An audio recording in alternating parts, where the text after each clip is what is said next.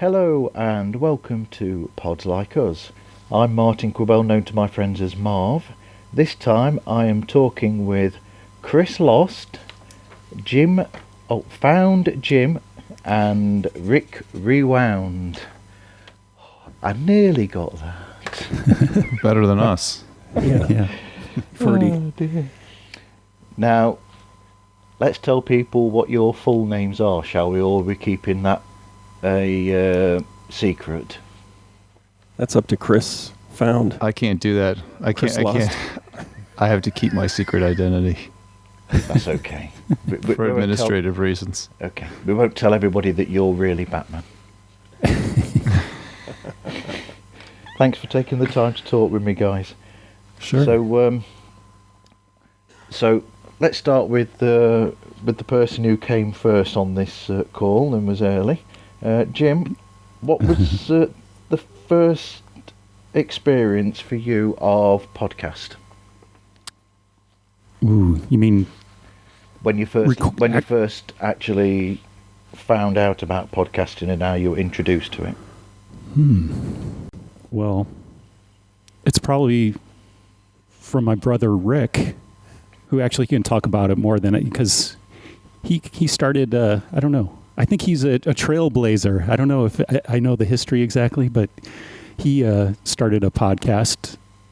I think, it was before they were called podcasts, because iPods didn't exist. So he had this online radio show called Radio Zero that I should hand it over to Rick, because that's where I first kind of became aware of this thing that became podcasting, I think.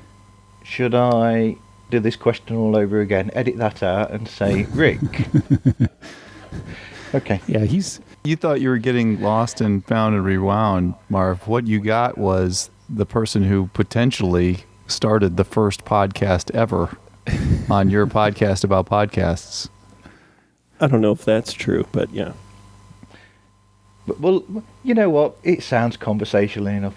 Okay, Rick, how did you get involved in podcasting and internet radio? Actually, oddly enough, before there was the term podcasting, my wife and I started a online radio show out of our basement, and it was meant to kind of fill in the space. We are in a band together, and when we weren't touring, we wanted to create content for people while our band wasn't on tour, and so we started just talking to each other in our home studio and putting it up online, and fans of our band started listening to it, and so that was really the origins of it. That would have been, I think it was around 1997 or 1998, and we've been doing that off and on since then. Wow. So, how did you get from there to getting this show together?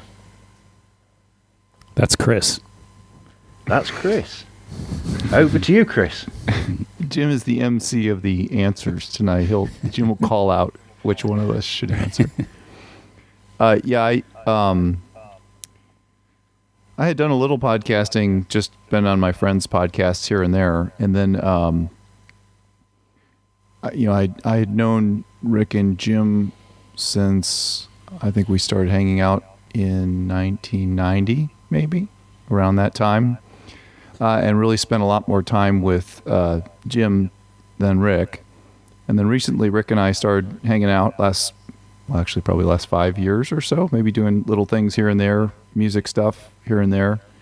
And I just wanted to, I realized that I hadn't spent a significant amount of time with the two of them together, and I hold them both in very high regard. And I thought, boy, what a great excuse to hang out with the two of them together, since I had never done that before, and or not to any significant degree.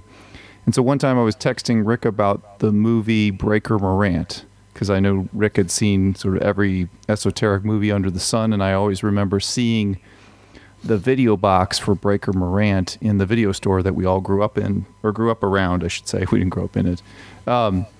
And I said, is the movie Breaker Morant any good? And Rick came back and said, I've never seen Breaker Morant. And I said, I just remember seeing the box in Showtime Video. Shouldn't there be a podcast about esoteric or obscure films that we used to see back when we were kids in the video stores? And that's where it kind of started.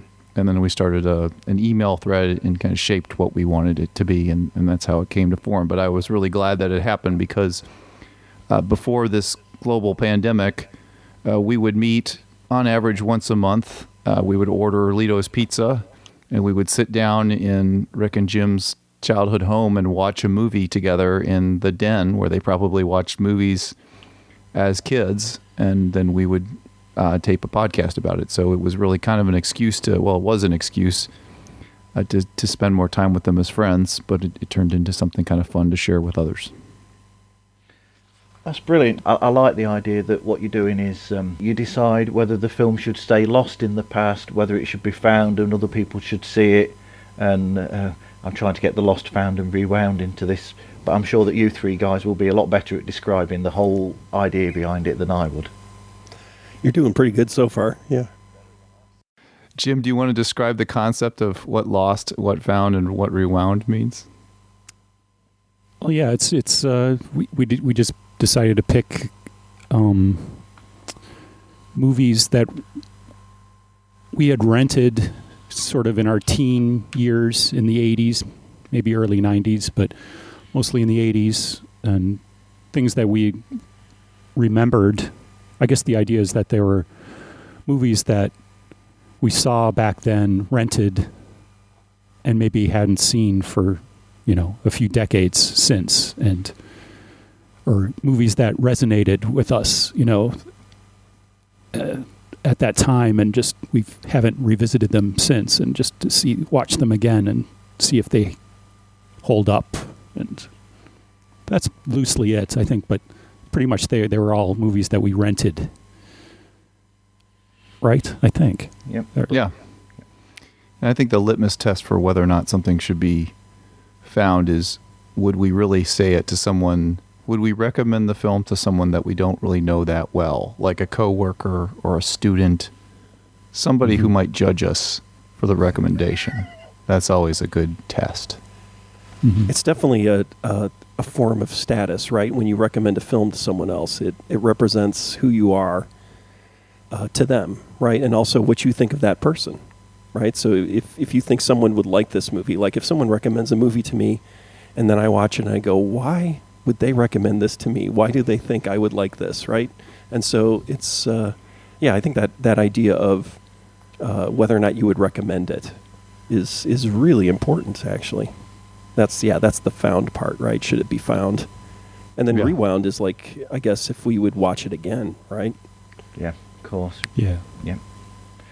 I think it's cool because it's like a lot of things in life where even if, as a musician, I've tried to turn people onto bands that they might not know about before, and it's the same thing where if suddenly you find a film that somebody loves, and then they say to you, that film that you told me about, I really enjoyed it. It gives you that special feeling then, and so what you're doing basically is a show all about doing that, trying to turn people onto these films that you love and that they might not know about because they're not quite the big films that people would think of from those periods, like The Breakfast Club and that. Everybody knows about those films, but these are films that are sort of like almost lost to time. And you're thinking maybe we should actually make them be refound so that people can actually find out about them. Yeah, and I think it's really important now too, because there's so much of like the media's referential, right? So when you say The Breakfast Club, and then it's like you'll watch a new film or television show, and they'll reference The Breakfast Club, or they'll referencing The Breakfast Club, and so a lot of these sort of mainstream touchstones of our generation are so over-referenced that you kind of need. I want to have an '80s film that I can reference that's not going to be, just an obvious reference anymore, right? And so, I think that's part of it too. It's nostalgia in a way, but it's also, giving people a nostalgia for an era that maybe they missed these films at that time, but they'll still it'll resonate with them because they, were kids or, young adults at that time when those films came out, and if they didn't know about them then, they should know about them now, and they might have, it might resonate with them now. Yeah, it's kind of like with music too, like, listening to something like I would listen to music from the 60s or something that I wasn't alive, but it became more interesting to find the stuff that wasn't, classic rock, the deeper dive into, more obscure bands, and you realize, oh, there's this whole forgotten culture, forgotten bands and things, and it's the same thing. Yeah, it's similar. And it's like what we personally went through too. It's like I realized that being in a band, and we personally experienced it. All these bands we knew that, maybe kids these days are into grunge rock, whatever, 90s, early 90s, late 80s rock, and they probably don't know. They definitely have never heard of half the bands that we knew, that we are friends and that we played with, and everybody kind of, they get lost in history, and it's the same thing, with films, and it's easy to just completely lose track of all that stuff, and you get this, like Rick was saying, you get this kind of homogenized or kind of generic view of an era. It just, things keep getting repeated, and it's like, oh, this is the 60s, and this, this was the 80s, and so it gives you a more nuanced view. And the video store culture forced that, right? So I was just bored, right? A bored kid. I had way too much time on my hands. I had no adult supervision. And so I would just run through all the popular films in the video store and then just start renting things randomly, looking at the box covers. And so you found, essentially unknown independent, they weren't even independent films, like big studio films that nobody talked about, that somebody at the video store thought was cool. And so you're just sort of developing your own tastes in cinema based on what somebody else randomly put on a video store shelf because it was cheap, or because they liked it, or because they heard it was a good film. And then there was just sort of the bargain basement stuff that they'd put on the shelves, and you start grabbing that and watching that too. And it would amaze me to see something that looked really well done, professionally done, and no one knew about it. It's still to this day. I watched a couple of films that Rick and Jim had recommended to me, and I thought they were corny 60s sci-fi films, and it turns out they're epic classic films that people know about but just don't give as much credit to nowadays. I think one of the things is the fact that, like a film that I just mentioned, all these films that are well known, if you've never seen them before and you go to them, there's that certain bit of, there's almost like a hype to those films where you're expecting something when you approach them. But these films that you're actually talking about in your show, you go in there without any, or when you as a listener might want to watch the film before listening to the show, you'll go into this film without any actual any opinion beforehand. You go into it fresh without having no knowledge at all, and none of the, so somebody who's going to see Star Wars, say, for the first time, they've got all that hype of that, they've got all the hype of this, that and the other. But these films, you go in there with nothing, so you're always going to get something from these films because it's completely fresh and you know absolutely nothing about them for the most part. Yeah, it's really interesting. I made my son watch Heat. It's considered, I think, at least in our generation, it's kind of considered a classic. Absolutely. Right? And watching it with a 16-year-old, and it was like, there's a certain part where a van blows up and it just kind of goes poof. And it's like, oh, wow, is that it? And then there's 2 hours of talking, and then there's the epic action sequence, right? Yeah. And then, but it's like you realize, I hyped it, and he had already seen the hype. He was like, oh, I've heard about this online and everything like that. But in the process of watching it, he was kind of like, oh, it was okay. But it's like, I think that's true, is that the cultural baggage that gets laid on some of these films is just overwhelming. I remember when I was in at university and talking to a friend about Citizen Kane, because I had a film class. And then later on he said, "Oh, I watched that movie and it was really boring. I didn't like it." I'm like, "What? It's the greatest movie ever made." But it's like, well, no, everybody told me it was the greatest movie ever made, and I had a class where they were explaining why it's the greatest movie ever made. But sometimes that level of sort of hyperbole, not that it's hyperbole for Citizen Kane, I guess, but it overwhelms the film itself, or so it's great to have, and I think that goes back to the video store experience, right? It's like you've got all the hype stuff, but then you would find these mysterious, gems hidden underneath that you didn't hear about, and they would be surprises. And that's the same thing like with record stores, right? Flipping through the vinyl and buying records and not having any idea buying a record because of the cover, right? And that's something that's lost these days. Although maybe I'm trying to tie it to podcasting, and so I feel like that was what was interesting to me originally about podcasting was what that idea was. It was just these small conversations between people. It wasn't going to be this huge network of stars and people making a living off of talking. It was more about making it, using digital technology to have those kind of more conversational experiences and having smaller groups of people be able to listen to people talk about stuff in the same way you would with your friends, when you were hanging out at a record store, at a video store, right? Well, and the way I learned about music a lot was word of mouth and comp tapes. So I really quickly switched from listening to the radio.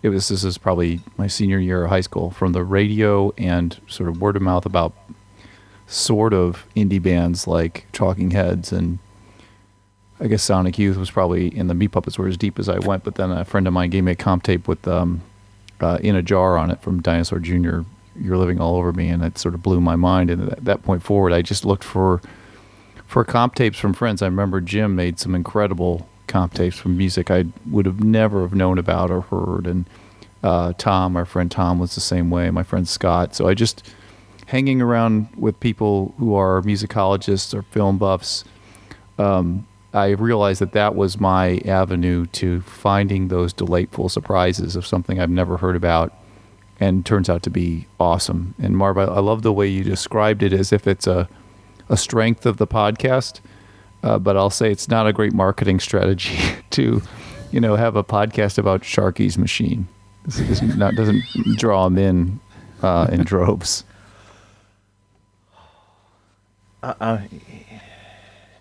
Am I the only one who actually thinks that film's good? Oh, I think it's great. I wouldn't have watched it. It's good too. So the two of you think it's good.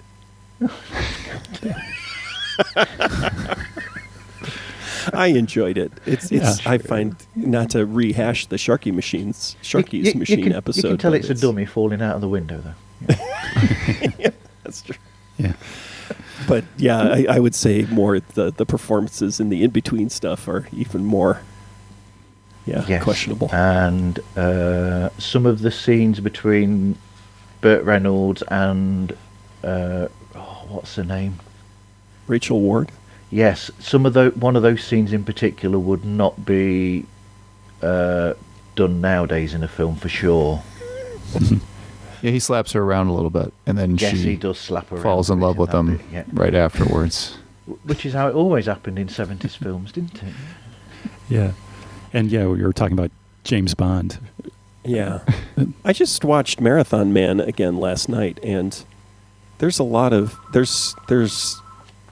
it's less problematic, the male-female relationship, it seemed like, even though she's completely using him, and it's based on their relationship is based on a lie, but at least there's no, Dustin Hoffman's character is incredibly passive and meek before, I guess that's the whole point of the movie, is that he gets forced into being aggressive. He does that a lot in movies, right? Straw Dogs, same plot. Yeah. Yeah, Dustin Hoffman is interesting in that respect. He did say that, I heard an interview recently with him saying that he never held a gun in a movie, and then, it's like that was something he was against. And then people were like, You've had guns in movies before. You've done a lot of movies with guns, but he at least thinks about it when he it's Well, he to killed be the guy with a forgiven bear for, trap in Straw Dogs. He put a bear trap on a guy's head, I think. So I don't. Yeah. There's- Well, he was holding the 12-bore shotgun in Straw Dogs. Right. Wasn't he? Yeah. Yep. Yeah. And then the pistol in Marathon Man. And actually, he does not shoot Laurence Olivier. Laurence Olivier falls on his wrist knife. Retracting knife. So that might be. I think that's. And in fact, I think that I read some stuff about it as William Goldman, who did the script and book, was unhappy because that was not the original ending. So it may have been a Dustin Hoffman intervention, because I think the character originally is supposed to just blow away the I can't remember the Laurence Olivier character. You know, you three need to do an off-air bet where you work out who comes out with the most trivia about each film individually, and then one of you wins something at the end, maybe. Well, Rick would win. Rick is the scholar on the pod. So Jim is the guy who brings up just the most left field stuff. Although maybe it wouldn't be left field for Brits, because it seems to be a lot of UK stuff. And then Rick knows. I think Rick, you even studied film at one point in your scholastic career, right? Yeah, I've taken as many film classes as my degree program allowed without having a film major. You avoided. That's good to avoid. And then I just watch everything. There wasn't a film major at my university. Yeah. There was what? Oh, there was no film major. Well, you watch horror. I don't think so. But there were a lot of film courses. You know, it was interesting at the time, at least. But yeah, Chris fills in a gap. I think. I don't know about Jim. I don't feel like Jim's a big horror guy, and I know I'm definitely not. No. So Chris, has that. And it's not. I'm not being dismissive, Chris. I'm saying that's an area that I. So do the three of you have different specific genres that you go for, particularly yourselves, individually? Yeah, I mean, I'll watch everything. I do go on horror binges. I mean, I'm not insulted by Rick's fear of horror films. I think horror it has some of the worst and most troubling films of all time, and it also has some of the most poignant and socially relevant films of all time, because you can, with a genre film, just like they could in Star Trek, you can get away with a lot of progressive thinking and hide it under the guise of a genre. So there are horror films that have really said some very profound things, and then there are horror films that have really been horribly destructive, culturally destructive. So, I think it's a very interesting genre from that perspective. But it's one I go in and out of. For the most part, I think if I were to watch something, it's action. I do like action films, or sort of. I like films to sort of be candy kind of films, but. I don't know, but I'll watch anything. Rick, what do you think your preferred genre is? Boy, that's hard to say. I'm thinking back, so when Spotify gives those recaps of the year, last year, they said I was genre fluid. They could not identify me with a specific music genre, so I like that term, genre fluid. So I think I'm genre fluid, but I do think I have a soft spot for sort of older films that are somewhat optimistic, but then I also know that I have a really great appreciation for really dark apocalyptic films too. So I don't know if there's any connection whatsoever. I'm trying to think of what movie I will watch. That's the thing, is like What's Up Doc, which is one of the movies we did in the show, is a film I've watched many, many times throughout my whole life, but I don't think that is descriptive of the kind of movies that I like, right? Because I enjoy watching Marathon Man too, which is, I'm surprisingly, well, it's a little corny in some spots, but it's surprisingly violent. And I found out had the first Steadicam shot. It's not Rocky, it's Marathon Man. It's just that Rocky came out first. But the guy who invented the Steadicam shot a scene in Marathon Man before he shot the Rocky scene. So that was interesting. there's some more trivia for you to completely avoid answering the question. Wow. Thus winning the trivia award. Jim, what would you describe your genre tastes as? Yeah, I don't know. I don't have definite. Well, especially in the past, 20 decades or 20 years, I don't watch many mainstream movies at all. I'm pretty.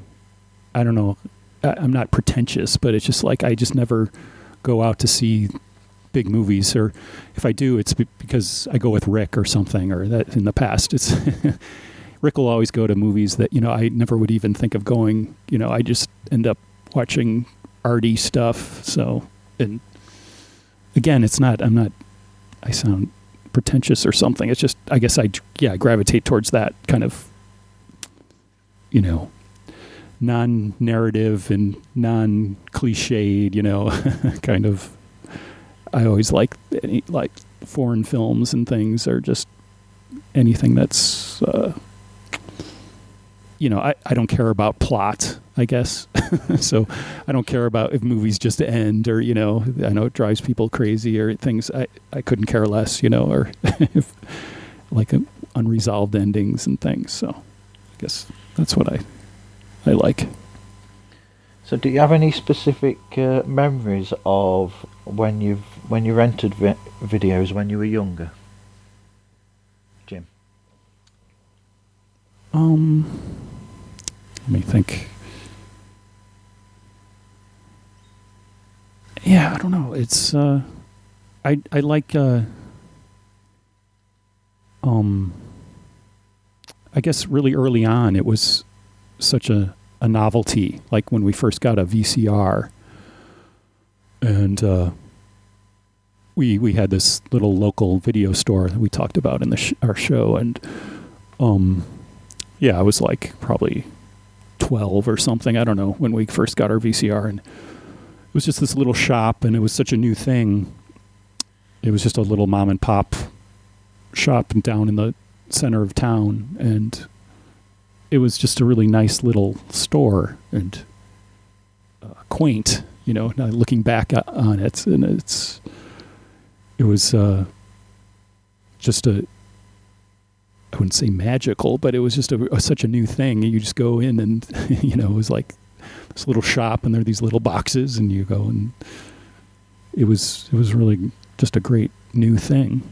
And it was, before that you just saw what was ever in the theater, and sometimes movies would come back. Like I remember watching with my parents and Rick, like The Sting came out. It was like I didn't see it when it originally came out. That was like 1974. I would have been 5, but we saw it when maybe 5 years later it came back out, and so my parents liked that movie. It was like, oh, let's go see this, and it's just how movies used to come back in the theaters, and that was the only way you would see an old movie unless it was on TV, and so it was something just completely new, and just opened up. You just started watching finding all these other movies you would never see. And I wish I could remember. I mean, we must have gone to the video store, and when we got the VCR, our family got the VCR, and what would have been the first video we picked out, at the video store, but I can't. I think it was like Bedazzled. Really? Remember? Yeah, like wow. my dad, was like, oh, this is it's like, oh, this is a great movie. And they had it. And Dudley it was Moore. like, Dudley Moore and Peter Cook. Wow. Peter Cook, yeah. Peter Cook, yeah. Yeah, and I that's love that definitely movie. an early. I Wow. remember that was probably one of the first ones we rented, and it was because my dad was like, oh, this is a great movie. He probably saw it in the '60s, and But those little video shops, there was something magical about those where, when you started to get the big stores like the Blockbusters, they didn't have that magic to them. It was almost like it was a bit too corporate. But there's the little ones like you're on about. You'd go into them, and it was like, it was like magic, where it'd be just like a couple of people there where they owned it, and you go in there, and it'd be a really small space, but you'd have all these thousands of like boxes, and you'd be looking at all these these shelves where the boxes were, where you could just see the titles along the side, or sometimes if they really wanted to, where they had a real big display on something or other, you'd have like the front covers of them out. Yeah. And there was always something special about the front covers of videos where you'd look at them, and 9 out of 10 times those covers would have nothing at all to do with the actual film itself. You'd not even see anything like that in the film. Yeah, I can still see Yeah. the cover of Breaker Morant, and I can still see the cover of SOB, and I haven't seen either of those films, but I can still see it explicitly on the cover of that cardboard box.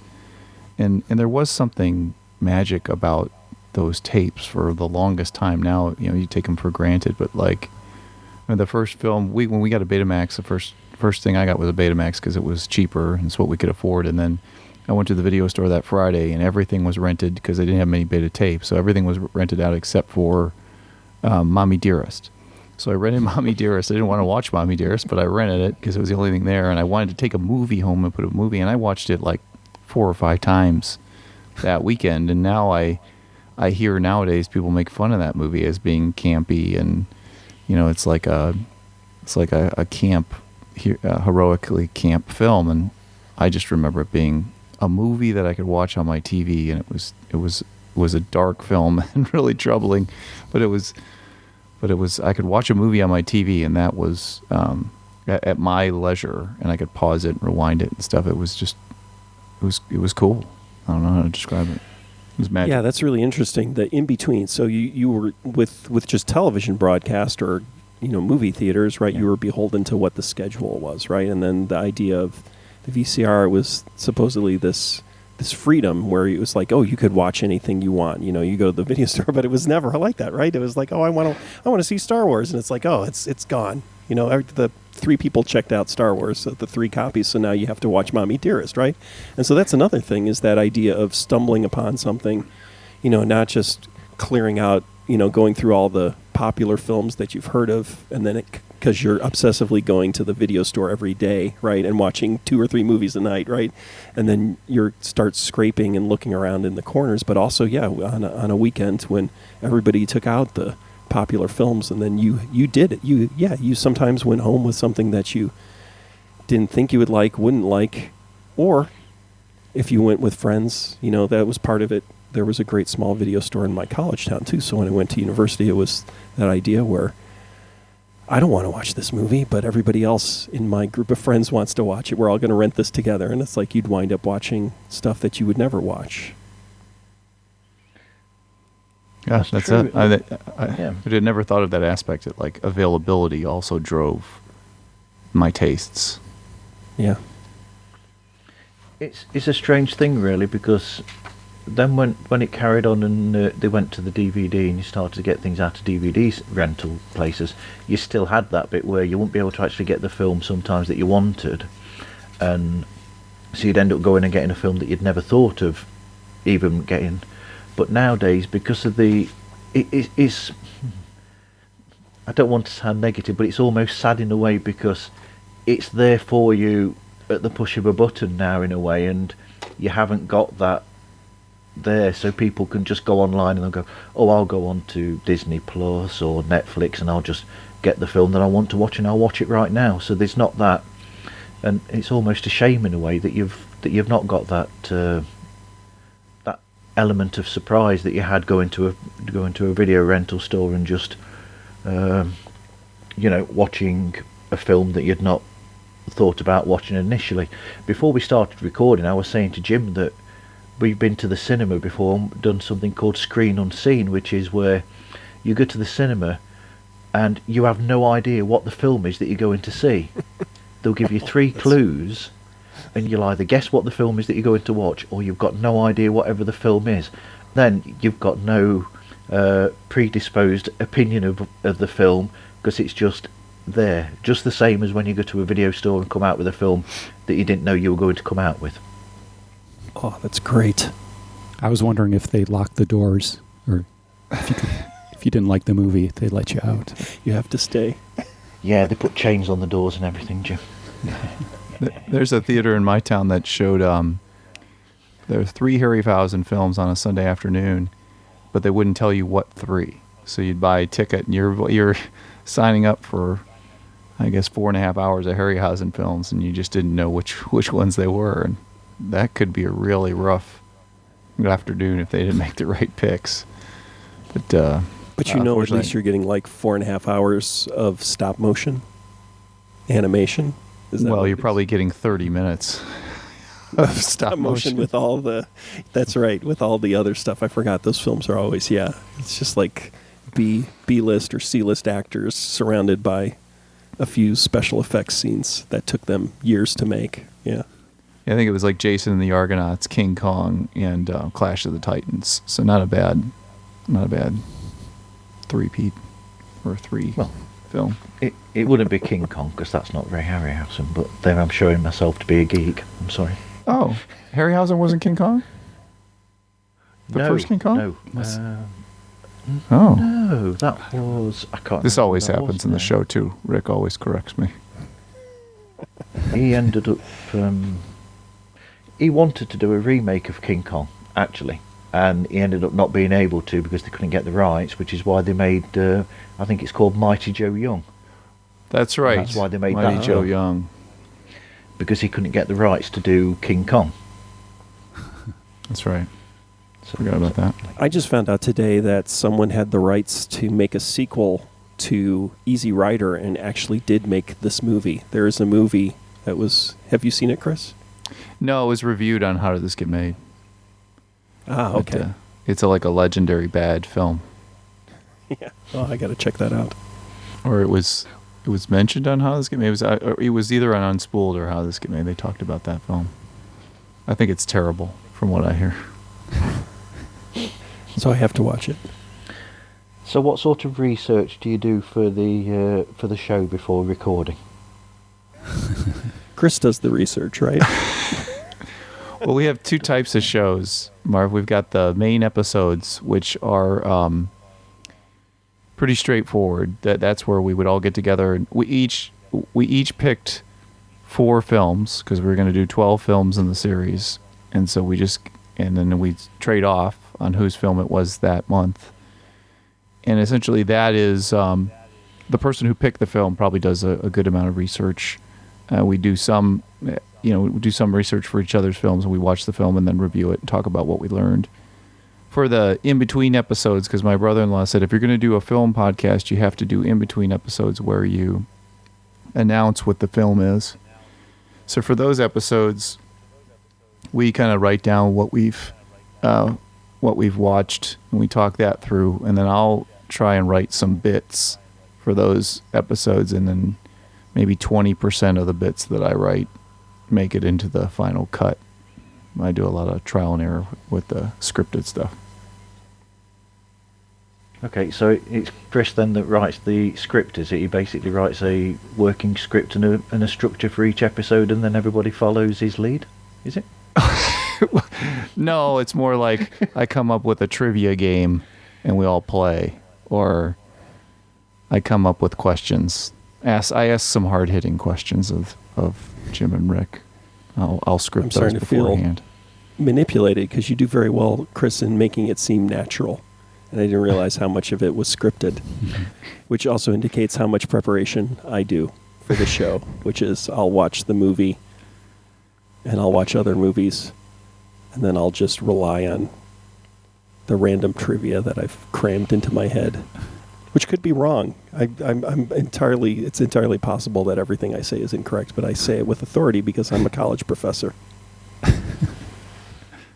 Yeah, I don't do enough research because it always impresses me when Chris shows up. He's done his homework and he's got stuff to talk about, and well, Rick does too. Rick can wing it, and I realize I can't wing it, and I do try and think about it like, okay, I can talk about this or this, but Chris always jokes about being dumb and stuff. You know, that's his whole. It's all an act. You know, he and Rick are very good at. They are think about. You know, they can pontificate. You know, they can just go off and start. You know,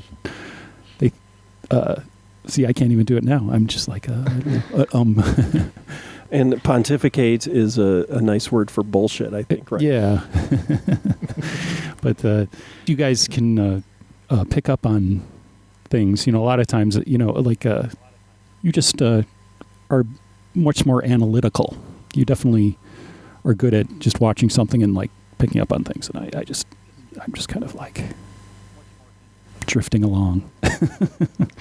Well, that might be our weakness. I mean, because you, like you just described, film for you is a visceral experience, and I actually kind of love it when I do like that when a film is just, I know a film is flawed, but I enjoyed it anyway. I was just like, it was just great. I don't care how it ended. The script issues didn't bother me. I just enjoyed the film, and to the point of me not being so smart, I have to script all my analytical stuff because I have to read. I'm like the guy who needs a teleprompter in broadcast news, whereas Rick can just do all that stuff off the top of your head. Jim, your role is to just pull the craziest, most obscure stuff out of your head. Like, we should ask Marv, have you heard of Children of the Stones? Marv, do you know what that show is? I've heard you mention it on your show, but I have no idea what it is. No. Yeah, it's just, I guess it came up with, was it the first episode? Was it Wicker Man? We watched Wicker Man. And yes, you did. Yes. Yep. So I just was talking about this show. Rick and I as children, this is all in the episode, but we went to the UK in about 1980 on a family vacation, and we stayed at Avebury, which is this little town and has a stone circle, and it's around Stonehenge, but it's got a ditch and bank, and stone circles. And we stayed in the little town, like in a bed and breakfast there, and it was great. And, I was about 11. It was this really cool, incredible place. And then maybe 10 or 15 years ago, I came across this British TV show, children's show called Children of the Stones, and it was filmed about maybe 2 years before Rick and I had been there as kids, and it was just really cool to see this little village that we stayed at, and it was like just a few years before, and it's all about this, it's kind of druidic cult, the villagers who live there. It's kind of like Wicker Man, but and from what I gather, it was just a show that was on one summer, like in 1978 or 79, and kids, who watched it that summer were kind of not scarred, but just remember it. It was kind of an intense show, and I've heard references to it since I discovered it. I found, there was like a BBC radio documentary I listened to about it, but it was just this kind of intense kids show, and people who saw it were kids, and that summer really remember it, or it really resonated. But so you should ask your parents, Marv. They probably watched it. I should know that, because being born in 1970, I should know that, and being British, I should know that. But I probably spent too much time watching Space 1999 while you were watching that or something. I've watched a couple episodes of that recently. Space 1999. Yeah. Oh yeah. That was we had that over. I think it was showing in the U.S. at the same time.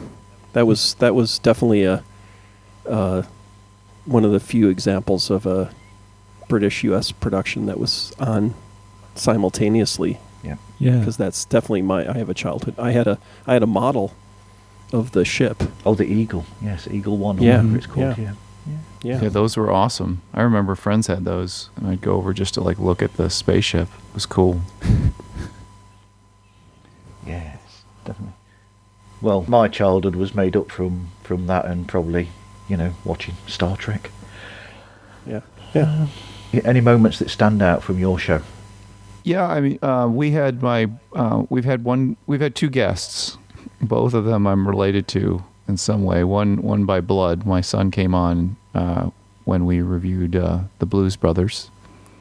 So for me, that was a standout moment to have him on. And then I had my brother-in-law on, who I hold in great regard. So and he holds these two guys in great regard. So it was fun to, and he's an actual actor, and he's been acting a Hollywood actor, working Hollywood actor for 18 years now, and knows lots of famous people, has a well-known podcast of his own. And it was fun for me to watch how much he holds Rick and Jim in such high regard, because he loves their band and looks up to them, and knows how much I hold them with such reverence. And the fact that he did a tremendous amount of research to come on the show and really wanted to show well, and was nervous before he came on, and afterwards was asking, did he do okay? Do I think Rick and Jim thought he did a good job? And I was like, Michael, we just get together and hang out. You did it all. He really overplayed what he would have had to have done to do a great job on the show, and so I thought that was fun and heartwarming. He actually made us feel inadequate because he was so well prepared. So I guess maybe he did. It was a problem.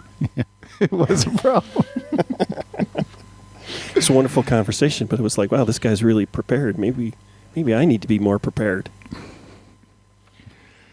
No, we don't want to be over prepared. We'll just have to have him back on. If we feel like the show is dipping in preparation, we'll just have to have him back on. Marv, did you get a chance to listen to the shows at all? Was there anything you enjoyed about them? Yeah, I particularly liked that look that you had with when you were talking about it was almost like analysing Blues Brothers, because when you were talking about that, I listened to that. I've listened to all the episodes. The Wicker Man one that made me laugh when you pointed out the obvious fact that that's definitely not Britt Eklund doing the dancing. And yes, least said about that, the better, I think. But I'm trying to think what else stands out to me. I just like the fact that you're approaching it by looking at films that, like I said earlier, where people wouldn't know about them otherwise. I think that's the main thing that I take from it, and the fact that your conversations just flow. It's not like there's any. It's not like Chris is doing any scripting at all.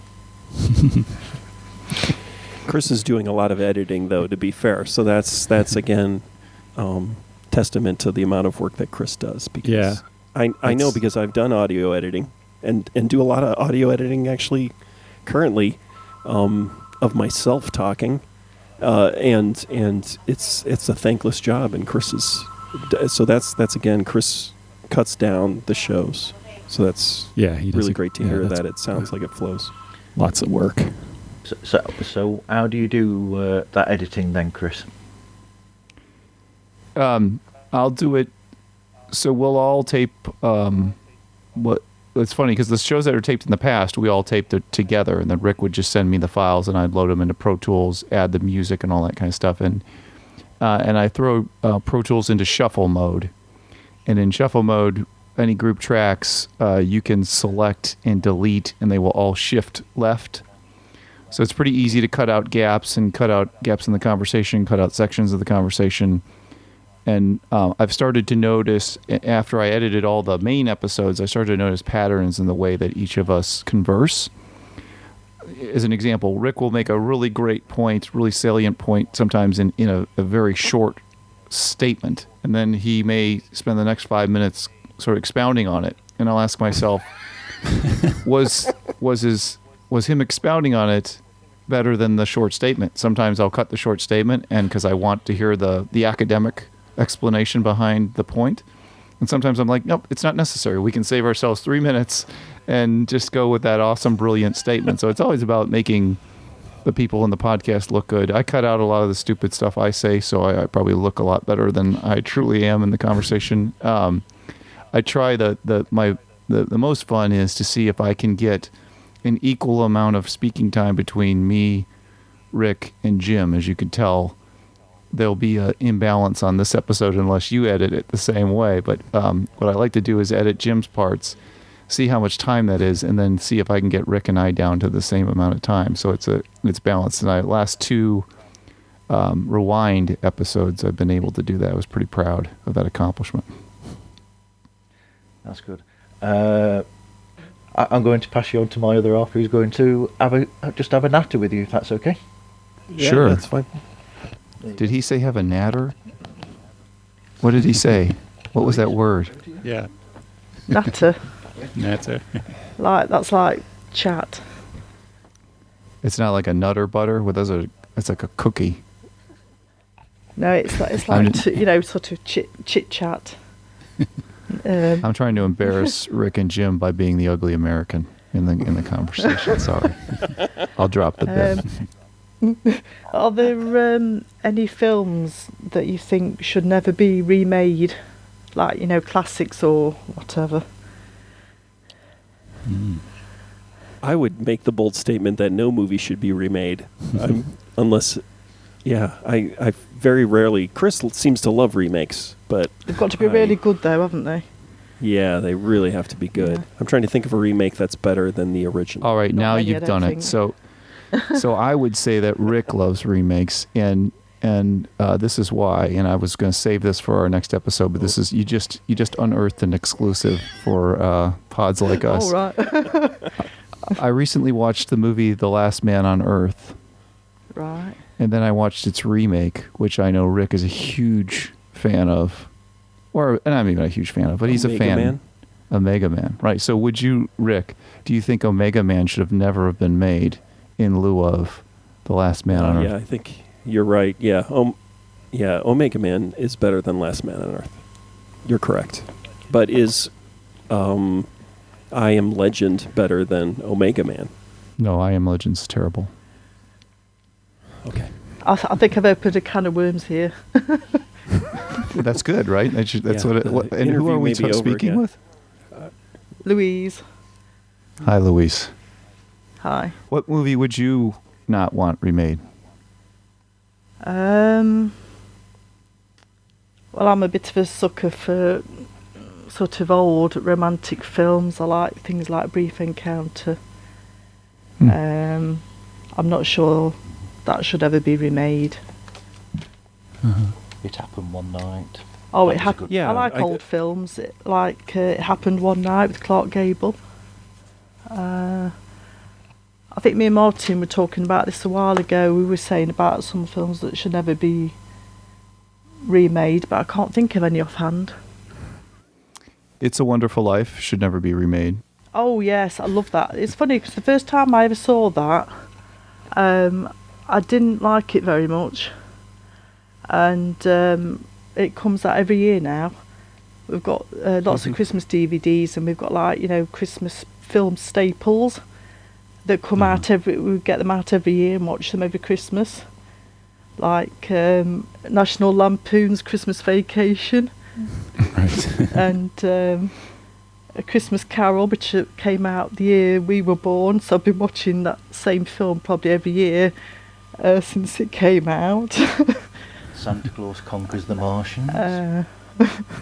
But What about A Christmas Story? Have you ever seen that? That's No, Christmas, Christmas Carol. Oh, yeah. Then, what were you going to ask, Chris?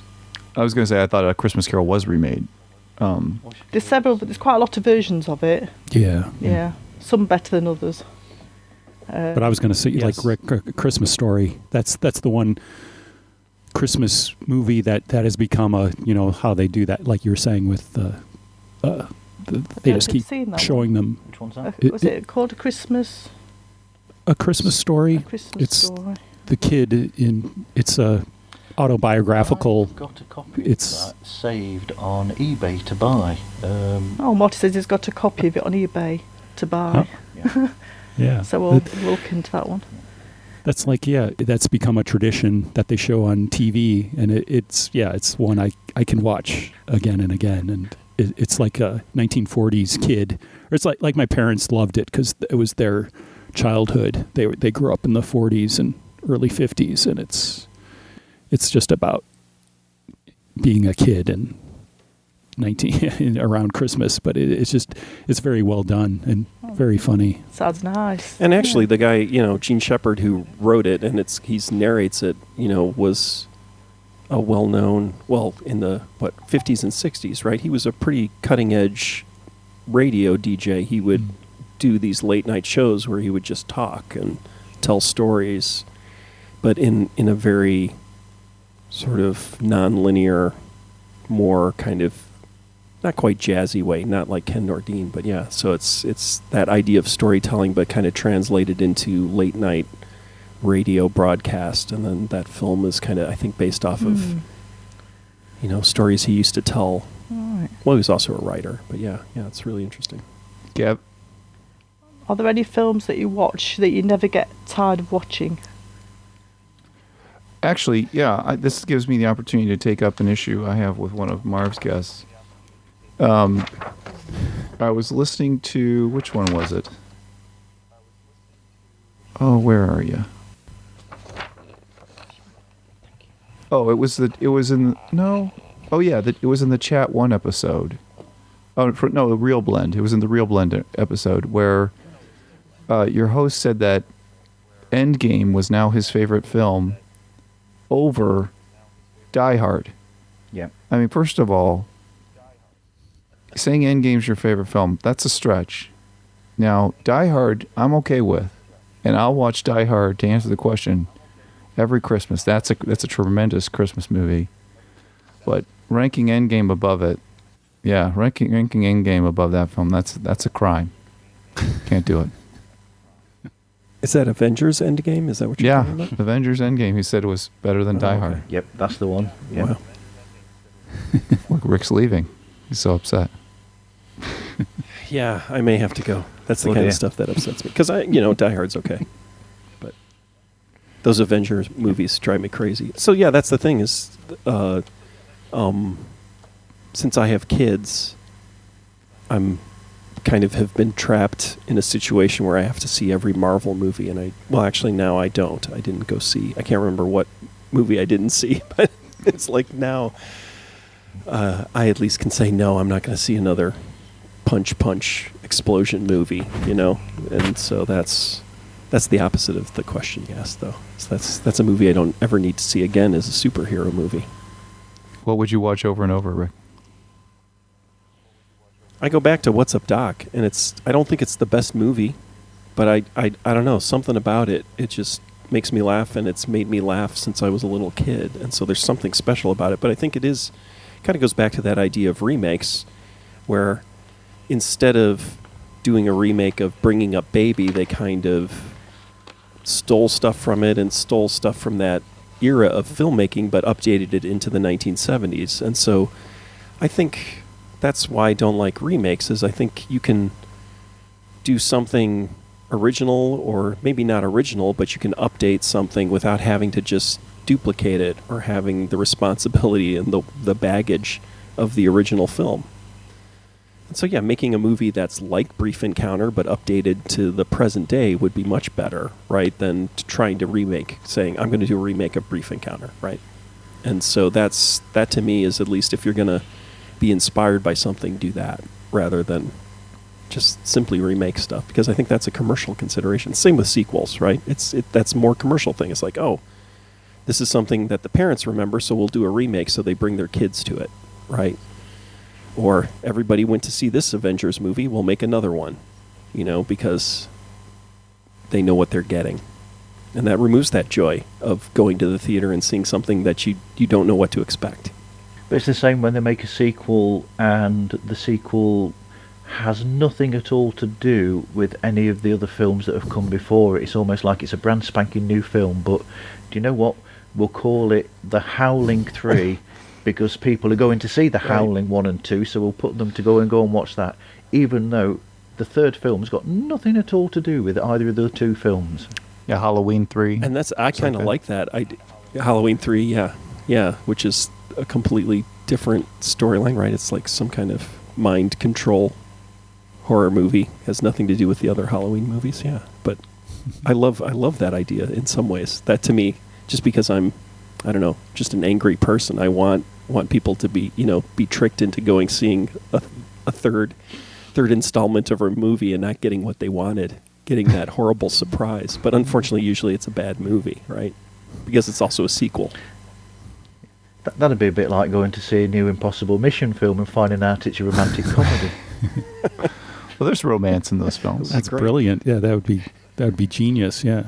Yeah. That's why we're not making films in Hollywood. Yeah, The impossible mission is that Tom Cruise has got to stay in a relationship for longer than 10 minutes with the person without them being killed by the people that are going after him. Right. So, what software do you use then to edit the show with, and how do you record the show then, Chris? Okay, so we talked about the main episodes. The rewinds, I record on Pro Tools.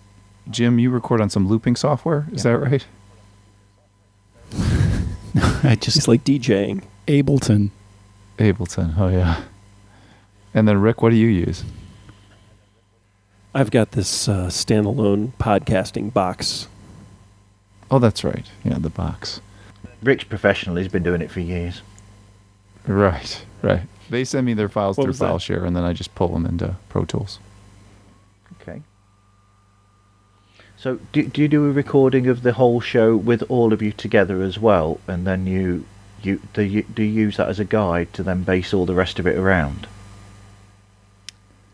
Yeah, as part of Rick's recorder, he's got a track that has all of us on it, and I use that to line up the other tracks. But what happened was we spent all last year recording episodes, and then the lockdown happened. And so the plan was to record 12 episodes, 12 movies. And then what happened, we had the lockdown, and then we started releasing episodes. And we haven't recorded all the episodes that have come out that are about a specific movie were all recorded last year. Okay. Or did we do one in January of this year before lockdown? I can't remember, but and so I don't then, think so. Then since then we've been doing remote calls and recording when we do the in between stuff. But we're getting close to running out of the original. What I think we did 8, based around the movies in person, where we sat and more to watched go. the movie. Yeah, so we watched the movie together and then recorded afterwards. And those are all in the can, or 8 of them are in the can. Is that right? Yeah. Yep. 8 Yeah. you can. But we're going to need to figure out what to do for those last 4, because we haven't recorded in Pfizer. person since Pfizer. That's right. We've got a vaccine coming.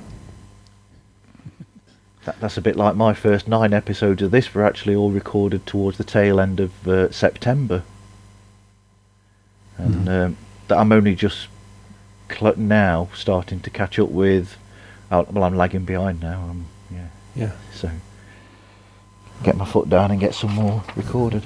But it's a complex timeline, so you'll have an episode that was recorded, so for instance, the President's Analyst episode that just came out was recorded a year ago, but then the conversation we had the episode before, just talking about how we were going to release the President's Analyst episode was recorded a couple of weeks ago. So it bounces back and forth between these rewind episodes where we talk in the present day and then all of the film episodes where we recorded a year ago. So yeah, it's very confusing. It's like it's like Tenet or Interstellar.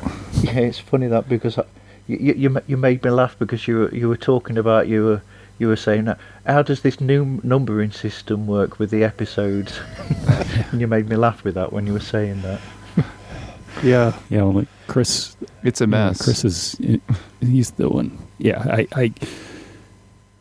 he's the only one who understands it. And I didn't even catch on the little symbols. His little fast forward and rewind symbols are in the titles too. That's Chris's expertise. Is what do you call it? It's not project management. It's bigger than that, right, Chris? Portfolio management. Yeah. Right, but I feel you're a big picture structural guy, and so the numbering system has got to make sense. It's just us the people working on the on the first floor. The penthouse guys, they understand the numbering system, right? That's me, Yeah. the penthouse guy. Well, the interesting thing is the President's Analyst episode was recorded on my 49th birthday, and then the preface to the President's Analyst episode was recorded a week before my 4 days before my 50th birthday. So, and then when you listen to them, when you listen to the the preface and then the President's Analyst episode, there's all these crazy coincidences that are personal and then are also global. So like we talk a lot about James Bond, and then like Sean Connery died. Yes. And it was like, I think we talked about James Bond in both the preface both the President's Analyst episode a year ago, and then in the preface as well. And then of course, President's Analyst came out serendipitously right around the U.S. Presidential election. It was not planned to be that way. Just the timing of it just kind of hit that way. And so there's all these like Eddie Van Halen. Go ahead. We were talking about Eddie Van Halen, Right. That was a year ago, and you're talking about all that stuff, and it just, yeah. And then he died, whatever, last month or something. And that's just a coincidence. It's very confused. Yeah, I get confused too about what we talked about when, and but it's fun. Yeah, I think it's good. It's like it's like a novel. It's like some kind of, you just got to listen to it, and it's like there's flashbacks, and oh wait, they're talking about going to see movies in theaters that came out a year ago, and I think if you listen to it, people grasp it. That's part of the fun. But I don't think it was an intentional. We were expecting to put these out, maybe 5 or 6 months at the most, but it became, it was like they're a year after they've been recorded, they're released. So, well, I think that's what's funny. That's maybe a standout, is just listening to that President's Analyst episode. I listened to it the other day, and I forgot to wish you happy birthday, Chris. After I listened to it, I was like, oh, I missed his birthday again. But that idea where that's at the point in that episode where I start getting frustrated that we've recorded a huge number of episodes and they could come out years later, and I have no idea what the timeline is, even when a year ago when we were recording it. And then I think that's what makes that episode especially funny, is because a lot of what we're talking about and how the time confusion really starts becoming a theme of the show. And then, you get those echoes that Chris is talking about, where things start making connections that we didn't even intend. But maybe Chris did, because obviously he's scripting the shows. He's kind of guiding us on what to talk about without us even realizing it. Well, all the echoes and the reverse echoes, like there was a reverse echo and I forget what it was, but like we referenced in the preface, we referenced something that we said in the next episode as if it happened in the past, which of course it did. But all of that's accidental. I'm not trying. I didn't know Sean Connery was going to die, and I didn't plan to bring up James Bond. We need somebody who understands everything about Lost to be able to work out what all this is all about, I think. Well, yeah, I think that's what happened. I think that was the problem with Lost, right, is that they didn't really know where they were going. They were kind of free-forming it. And so you can kind of get away with stuff up to a point, right? And things start stitching together anyways. And that can be a very dangerous thing for someone who's making a narrative production, right? Because it's like, oh, we'll just work it out next season. Or the other writers, the new writers that come in next year, we'll just have to fix it. We'll just throw this stuff in here, right? Whereas what we're doing is improvising, right? So that can lull you into a false sense of security that you don't need to plan or have a narrative or anything like that. But luckily, we're doing a podcast and not creating a multi-million-dollar television show. It's a good job because I'm recording a show for season 2 in 2 days, and then I'm recording a show for season 1 the week after. Yes, very strange. So, have you all got a favourite film individually? And have you got a favourite film that you'd pick from the films that you've done for the show? I'm more interested in the challenges if we can collectively decide, the three of us, of what our favorite film is that we all three agree on. But that would be much more difficult and would take a whole another hour or two to work out. Oh, yeah, my God. Can you imagine? Like, we'd pick the highest ranked film that we would each...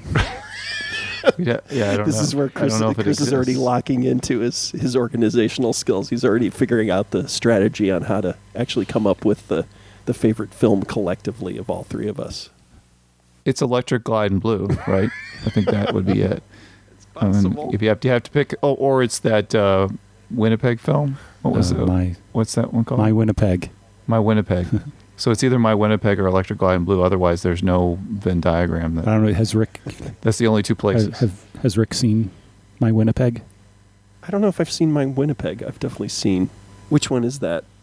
It's it's kind of autobiographical about his growing up in Winnipeg. It's Guy Madden. That's in here and now. I have to say Guy Madden is my favorite director. So any Guy Madden film is my favorite movie right now.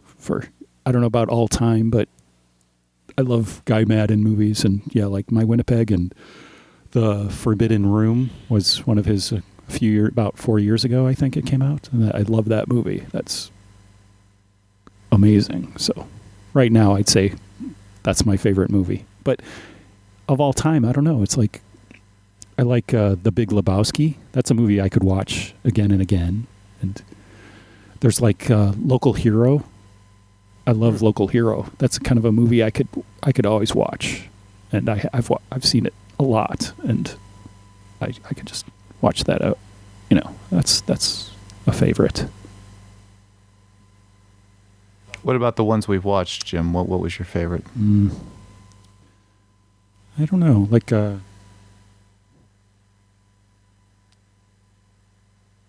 to think what movies did we watch? Well, like the ones that I picked, I guess it would be one of the ones was probably my favorite, but I think, well, I don't know. I should have asked actually, which is the favourite that you've watched that somebody else suggested that's not you? Yeah. That might be a better way to go. Yeah. Mine is both my favorite that we watched and that somebody else picked. I like that New Zealand The Quiet Earth apocalyptic film. Yeah, which that was great. Hasn't come out yet, right? I think that's the last episode we recorded. So, yeah, we watched The Quiet Earth. That was one of my picks, and then What's Up, Doc was fantastic too. I like those two movies. Yeah, that would be my pick of one that I didn't pick is What's Up, Doc, that Rick picked. That's a great movie. And I'm trying to remember. See, this is my problem. Is my memory's starting to get fuzzy. So and it was a year ago that we watched all these. So, I have a list right here. It's the film with Burt Reynolds in it was called Sharky's Machine. Yeah, I'm trying to place the. Yeah, come on, you got to admit you like that film. I enjoyed watching it. I think I've seen other Burt Reynolds movies that I've liked more. Yeah, Stroke at Ace. Yep. Stroke at Ace. Yeah, I'm realizing I have not seen that many Burt Reynolds movies. We watched The Wicker Man, Runaway Train, What's Up, Doc, Sharky's Machine, Mountains of the Moon. Runaway Train is a movie I love. I think even though so what I love about Runaway Train is it's not a great movie, but I enjoy it every time I watch it, and I enjoy watching the acting. And I think that's Did I pick that? I didn't pick Runaway Train. No, Jim, you picked that, right? Yeah, Jim did. Yeah, but that's a great movie, right? Why is that not a great movie? If you like, I think that's where I think that where the true difference in our tastes is that I don't know. I mean, I think you have objective rules for whether or not a film is great, whereas I give things a lot of free passes if they sort of push a certain button. Yeah. I think there's quality issues in Runaway Train, but that doesn't mean So, I want a movie to be both entertaining. I want to be able to watch it multiple times, but I also want it to be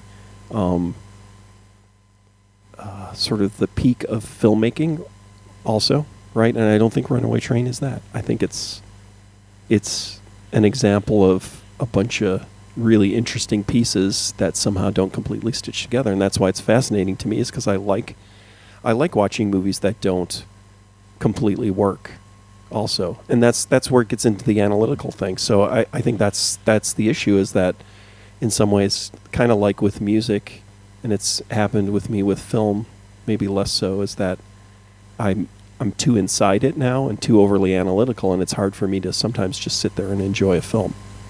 That's what theaters are for. That's part of it too, is as we talk about this VCR kind of era and then the current era we're in, that idea of pausing, that idea of being able to choose and everything like that, I still love the experience of being in a theater and seeing a film, and I hope enough people still enjoy that experience in the next couple of years so that those experiences still exist. And so that's the way I get lost, is when I'm in a theater. I think part of the downside of VHS, cassettes, streaming is that the rest of the world is competing with what you're looking at, right? And I really like a cinema experience. I need to do a better job of making a cinema experience in my house, but I've got lots of other things I have to repair before I build a theater in my home. I think that's what makes your show interesting, though, is that you all three are different in the way that you look at films, and I think that's what makes the show interesting, is because that's how the show comes across, is because one will look at it one way, one will look at it like yourself, Rick, you look at it analytically, and then Chris will look at it another way. So but that's what makes the show, is because you're all looking at it from a different angle each. It's interesting. Sometimes I feel bad. Yeah, I am too. I feel bad when we don't agree. And I was like, oh, that probably makes for a better show. So that's fine. Sure. Yeah. Definitely. At least gives me an opportunity to be mean to you, Chris. In the most loving way possible. I've made the point. It's a part of giving each other shit is a part of friendship. As long as it's not mean-spirited. That's right. As long as you don't cry yourself to sleep at night after an episode. Not yet. I cry a lot, but not because of things you said to me on the show. No. Oh, that means I got a lot of leeway to be even crueler to you. Oh dear. I have my own ways of being cruel. Sorry, Marv. Actually, I think this is a perfect one for you guys. So, have you got any hidden gems of films that you think that people should see that they have not likely heard of? Since I played my hand on Last Man on Earth and Omega Man, I'll talk about the other film I watched that Rick and Jim recommended to me. Was it used to be a running gag in their band when they would tour, is Soylent Green. Oh, yes. And I always thought Soylent Green was like a gag film. I thought that it all sort of and I was like, how could this be a good film? Because I knew the last line or the last sort of reveal. And I just thought, oh, well, this will just be about that last reveal. Well, if you watch Soylent Green, particularly now and what's going on in the world, it's incredibly poignant and it's very disturbing. It's about class, it's about wealth, it's about poverty, it's about overpopulation, all the things that I fixate on constantly, and the fact that people are eating Soylent Green and what Soylent Green is. It isn't very. It didn't play to me as very shocking, and it wasn't the crux of the film. The crux of the film were sort of the relationships of the people who had wealth and the people who didn't, and how they sort of played each other to try and survive. And those scenes of scooping up people into garbage trucks with huge metal scoops. I was just even fascinated how good the stunt work was, because they were just scooping up human beings.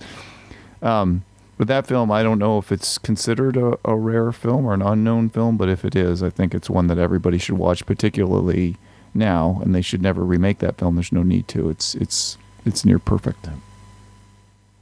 When you just mentioned that sequence from Soylent Green, it's actually what came to mind when I saw that footage at New York with those bodies actually recently with the COVID. Oh, yeah. The freezer trucks and everything. Yeah, that was. Oh yeah, and the ditch. Yes, absolutely. Yeah, it's terrible. It was horrific to see. That was. Yeah.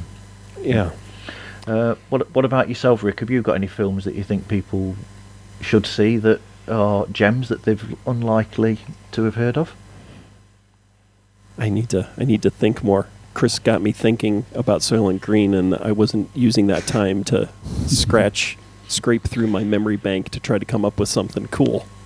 I've got one. That's how I torment good. Rick. I distract him. Sorry, go ahead, Jim. I've got Letter Never Sent. I saw a couple of years ago, which is like a Russian movie from 1960 or 61. It's black and white, and it seems almost like an old, like the music and the way it looks like it could have been made in the 1930s. It's a really strange movie, but it's just about some scientists who go out into Siberia, and they're on just an expedition, and they just get dropped off in the middle of nowhere, and it all kind of goes bad, and it's them trying to survive in the wilderness, and it's it's a very basic man against nature story, but it's just a gorgeous movie. It's a little heavy-hand, it's very Soviet, and it's borders on propaganda. It's very idealistic, and some of this talking, some of the dialogue is, gets a little corny, but it's just a beautifully shot. But the cinematography is amazing, and there's like sequences that are shot in infrared film. So it's like, in black and white infrared film makes like all the leaves turn white. And so they're like running through the forest, and it's all white leaves, and it's all really grainy. Like infrared film gets really grainy, and it's just this. I've never seen another movie with these long infrared sequences. It's like it must have been difficult to film, but it was just, once I realized, I've shot infrared film like in still photography, in the past, but I'd never seen movie film, much infrared movie film, and this is the only one I can think of that has that, and it's amazing. And just the regular, normal black and white photography is great in it also. So, wow, I'm surprised that people haven't actually used infrared more in, say, horror films, because that would be perfect. That would, like a dark night sequence, a bit like they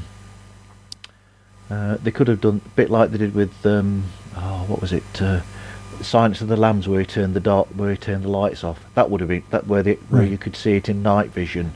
Right. You knew that Right. Clarice couldn't actually see, and you could have a long sequence in a horror film where it's all pitch black, and you're looking at it in infrared. That would be interesting.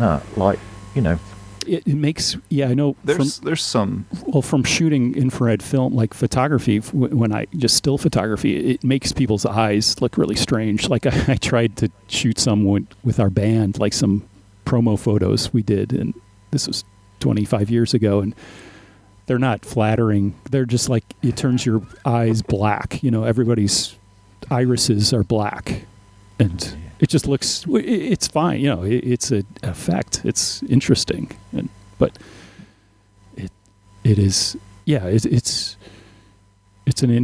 a beautiful. Those sequences in this movie are amazing. But it's broad daylight, so it's not. Okay. It's just the look of it. It just it makes any plant turns white. It's something. It's like they reflect more infrared light or something. So the leaves are all very like white and glowing, and it has this kind of glowy look to it, and really grainy. But it's a really interesting, just gorgeous movie. Let's see if we've given Rick enough time to think of a film now. That did remind me, when you talked about Silence of the Lambs, is how much I like. So Silence of the Lambs, I'm not a huge fan of, just because I love Jonathan Demme's earlier films, and so Something Wild is a film I just rewatched a while ago. I absolutely love that, and I think that's the problem with Silence of the Lambs, is it's missing the really wackiness, like in a positive way, of earlier Jonathan Demme movies. But I came up with something. This is a film noir that I love. and is not again. It's not Double Indemnity. It's not. It's Where Danger Lives with Robert Mitchum, and then Faith Domergue, I think is how you say her name, was kind of a minor star, directed by John Farrow, which was Mia Farrow's father, and Maureen O'Sullivan, Mia Farrow's mother, is actually in it too. But Robert Mitchum gets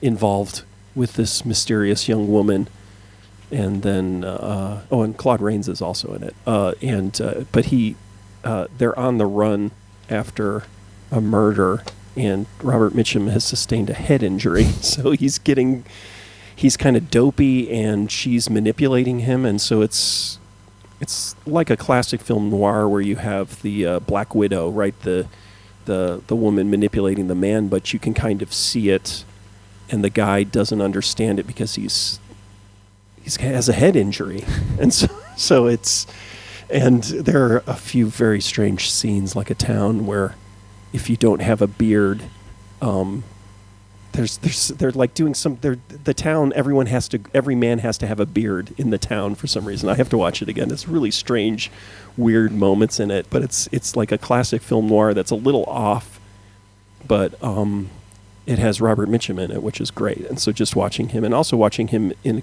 kind of helpless in a way, because he's cognitively, he's starting to lose it. His brain injury is starting to really affect his judgment, and the Faith Domergue is manipulating him, and I feel like that's not something you often see with Robert Mitchum. Usually he's a tough guy, right? And if he's being manipulated, he kind of knows he's being manipulated, or is manipulating, it's a co-manipulation or something like that, whereas this is a much more helpless Robert Mitchum, so it's interesting. Was he the battery guy?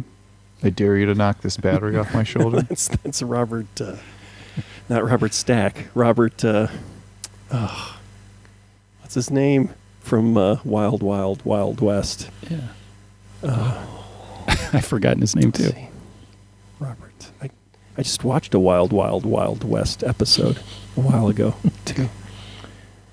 Marv, our shows. Have you ever watched $25,000 Pyramid, Marv? The game show. No, I've never seen that. No.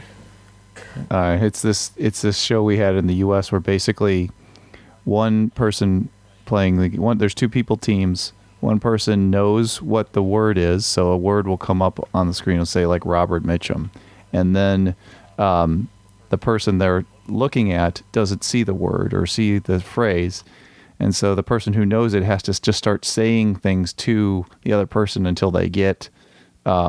It's kind of like charades, but with words, until they get the term, and that's kind of what our show is like now that our memories are all failing us.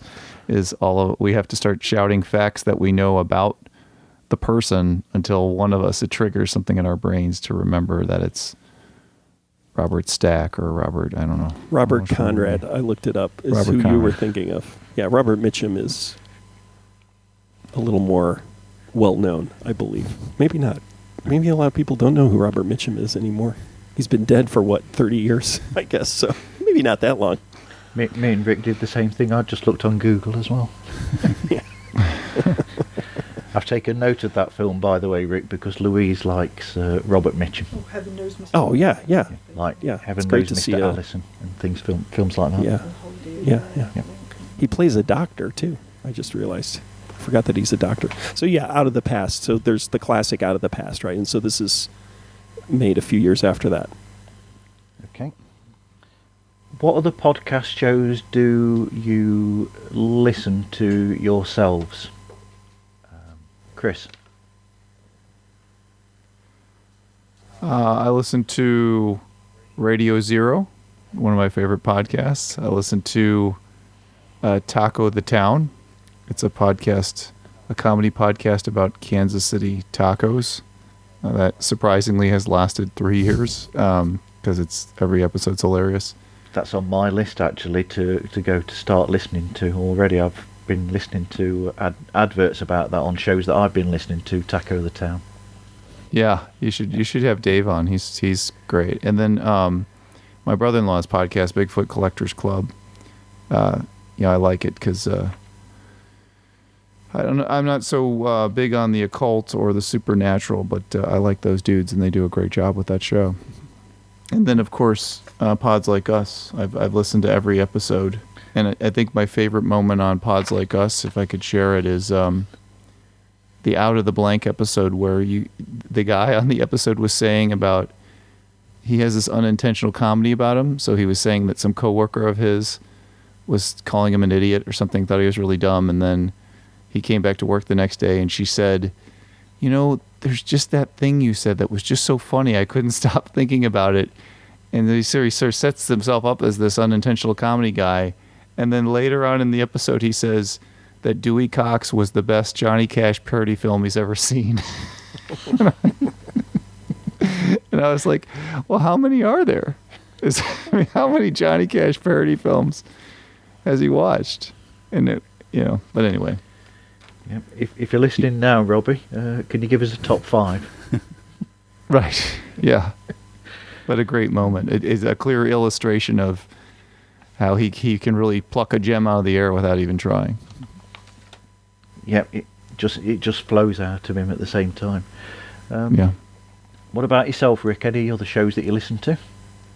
I've been listening to Roger Deakins' podcast lately.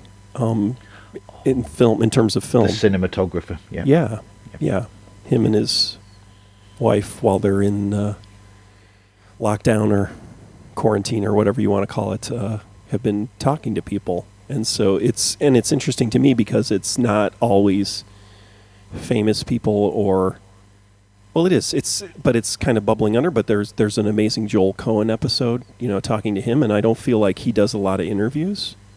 And so hearing him talk, so they have ins with people that might not necessarily talk to other just sort of mainstream interviewers. There was a great Tim Robbins episode. So Tim Robbins, is a famous actor, but I don't feel like people, I don't hear interviews with him nowadays, right? And he's still doing work and everything, but just like hearing him talk about, him thinking of himself as a punk rocker and everything like that, and how he wanted to be a theater director, and then just hearing his path through his life as an actor, and just knowing a little bit that he came from sort of a folk music family, I believe, and all that kind of stuff. So for me as a movie nerd, hearing these off the beaten path kind of stories that are it's really interesting, because I do feel like you get overexposed to the mainstream stuff. Like everybody knows the stories about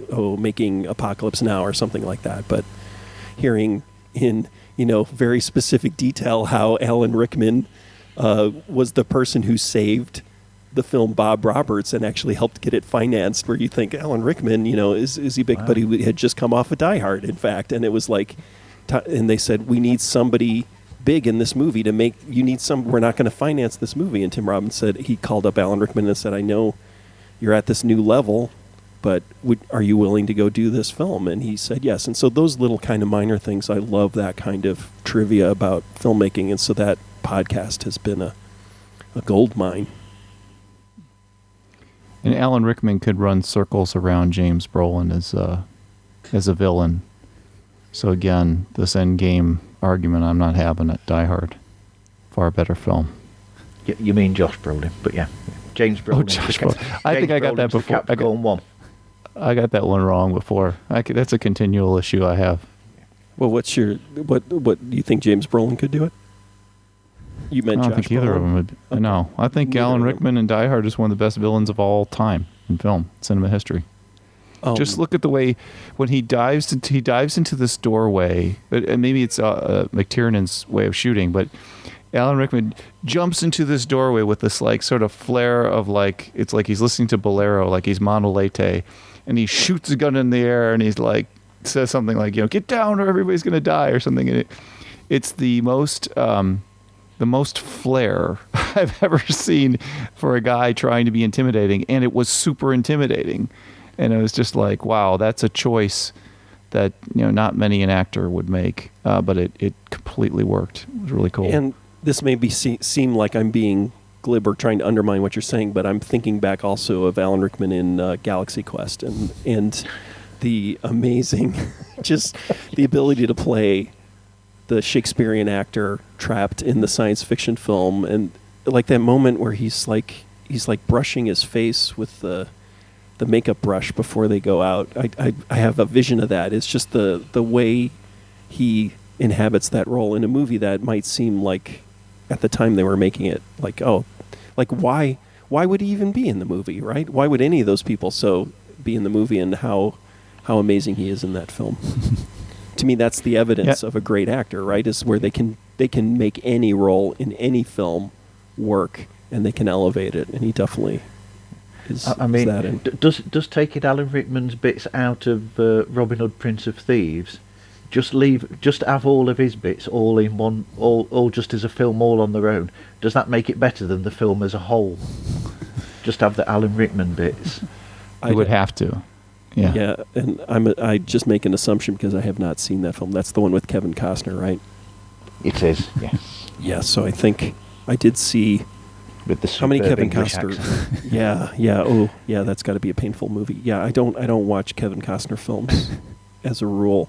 Although I did see Waterworld when it came out because, again, I was fascinated by the whole story of the production of it, so I had to go see it.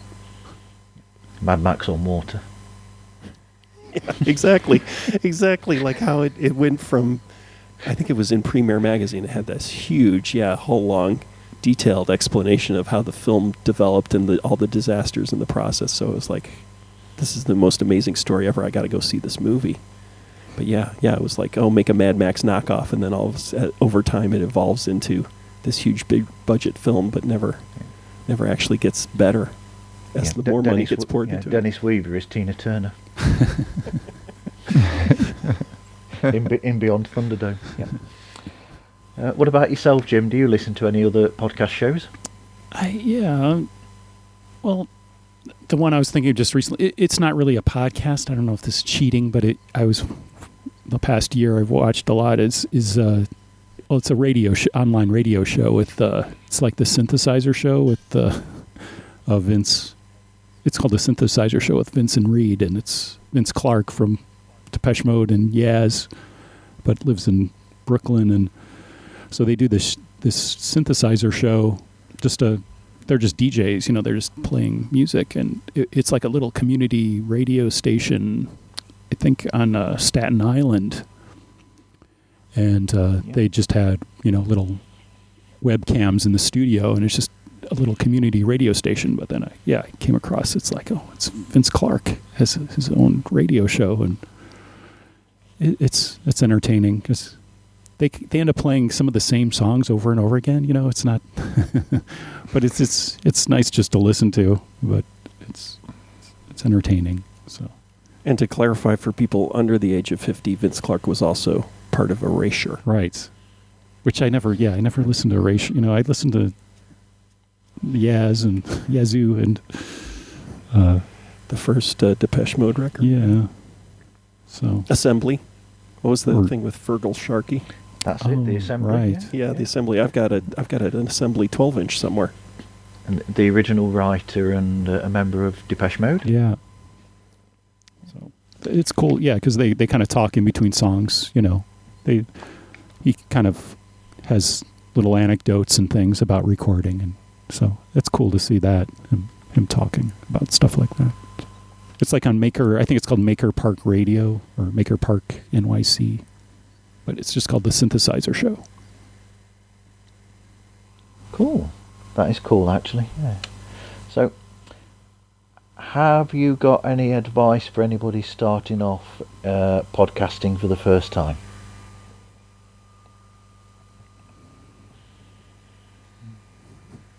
Anybody? Apparently not. Anybody? Well, I think we do, but I think we need to just translate it into the world that we came from, which was indie rock, right? Is do it, right? Just do it. I think podcasting, not to get sincere, but I think podcasting is the newest form of indie rock because it's all you need are some microphones and a way to record it. Everybody can pretty much scare up the equipment to do it, and there's just lots of and you're put out. It's pretty democratized. You can get out there for not a lot of money. You can get all your stuff out there to a wide audience.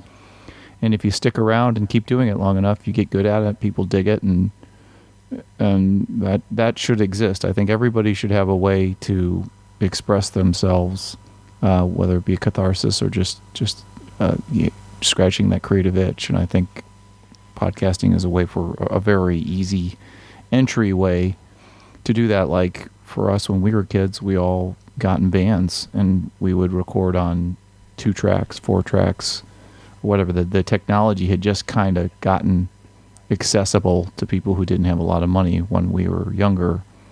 And so that's why we all kind of got in bands and started doing it that way. I still use my 4-track recorder. Yeah. It's a powerful thing. It is. They recorded Sergeant Pepper on a 4-track recorder. Right. That's right. That's what those ads.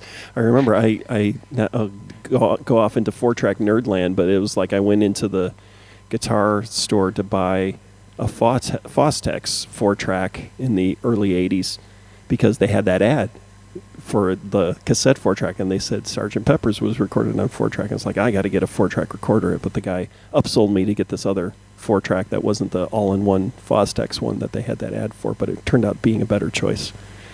But yeah, that was how I got into recording, was the 4-track. And I think it's the same thing. It's that idea that, I love that, what you said, Chris, is indie rock, had a profound effect on me, and it wasn't that people were making millions of dollars and rock stars playing music. It was that you were part of a community, and this is a way of doing that and being part of a community and having a small group of people, and you can, make change in the world. You can communicate with people. You can have an effect. You can have a community. It does not have to be a podcast that 1 million people listen to and you sell advertising on. It can be the smaller thing that has, is part of a community. And it's a powerful thing, just like indie rock. You're right, Chris. It's great. Yeah, it's like the old And I ones. guess- I've been in bands. Yep, go on, Chris. I just wanted to make the quick point, since we were being sincere, Marv, is that I'm listening to your podcast. The thing I really dug was that you are building a community of folks, and a lot of your podcasters are just getting started or have smaller audiences, and they're growing. And there were a couple that obviously were pretty popular. And I just we feel pretty privileged, or I do. I probably could speak for the rest of us. I was saying that you're letting us into that community. So I wanted to thank you for that. It was really nice of you to let us be on. Yeah. That's okay. It's no problem at all. I was about to say. I mean, it's like we've all said. We've been. I've been in bands when I was younger, and it was about. It wasn't necessarily about the. Trying to get somewhere. It was about you're there with your friends and you're having a good time and you're chatting together and having a good time with each other. And now we're doing exactly the same thing with podcasts by getting together and chatting with people online and having a good time, just getting together and communicating, connecting. Yeah, exactly. Yeah, it's a great thing. Anyway, where can And like and actually by the sound of your voice, you sound like you're like in New England or somewhere. So like, we're in like the Midwest. You're probably at Florida or something. I don't know where you're at, but like, we're doing it at least hundreds of miles away from each other. much further than that. Trying to play the stupid guy again? Is that an attempt? Trying to be the ugly American, but it's not landing today. But that's all Yeah. right. That's all right. You already made in yourself real sound- life. It would have worked maybe at the beginning, but you sound too intelligent over the course of the conversation. It just didn't work. That's right. You're giving yourself away now, Chris. Yeah, exactly. No, yep. You were too sincere, too real, Chris. You should have played the character a little more. Let me take a note. I got to script that. Work that out of the script next time. I'm a lot closer to Robin Hood than Kevin Costner is, that's for sure. Just down the road. Okay, where can people find out more about you and your show? Well, one of the gags, the inexplicable gags on the show is that we don't want them to find out about us. Lost Found Rewound at lotuspool.com. You can email us there, or Lost Found Rewound podcast on Instagram. And then we have Lost Found Rewound on Facebook. I think that's it. That's all the ways you can find us. But if you do a search for Lost Found Rewound, you should be able to get to the podcast. Yeah. They're on all good streaming networks. That's right. Right. Yeah. That's the corporate bit now. Okay, thank you guys once again for being here, and thank you everybody for listening. I hope you come and listen again to another episode of Pods Like Us.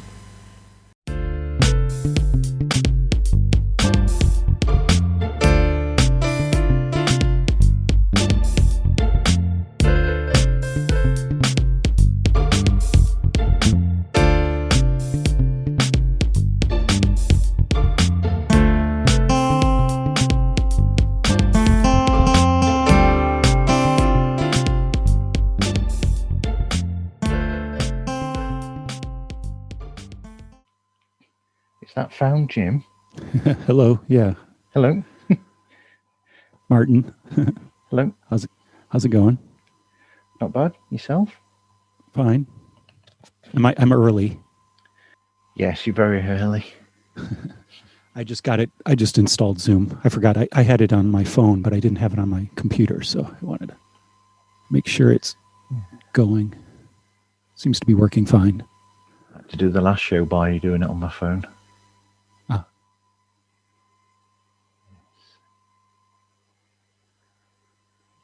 Central. So that's 6 hours, or is it 5? I think so. Yeah. Yeah. It's 5:45 here. Yes, and it's 11:45 here. So yeah, 6 hours. Yeah. Yeah. And the power's still on because we just had this huge thunderstorm. This 100-mile long line of thunderstorms just blew through here. Just Wow.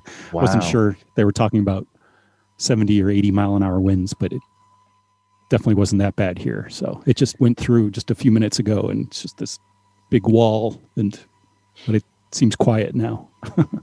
The power's still on. So You're lucky to still have power. yeah.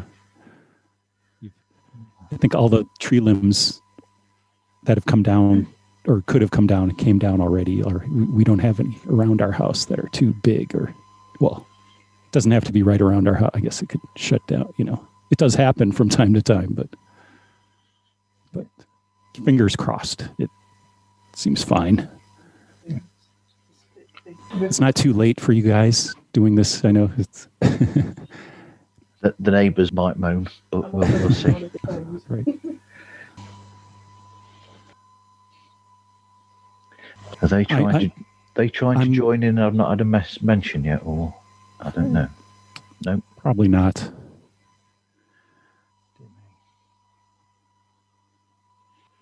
I like your theme song. It's a cool theme song. Thank you very much. Thank you. It's me. Is that you? Oh. That's me. Yep. All the music is me. Uh-huh. That's cool. Thank you very much.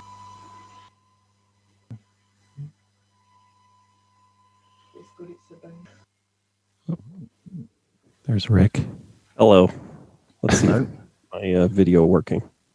no, I don't have video working on mine. That's okay. My webcam doesn't work.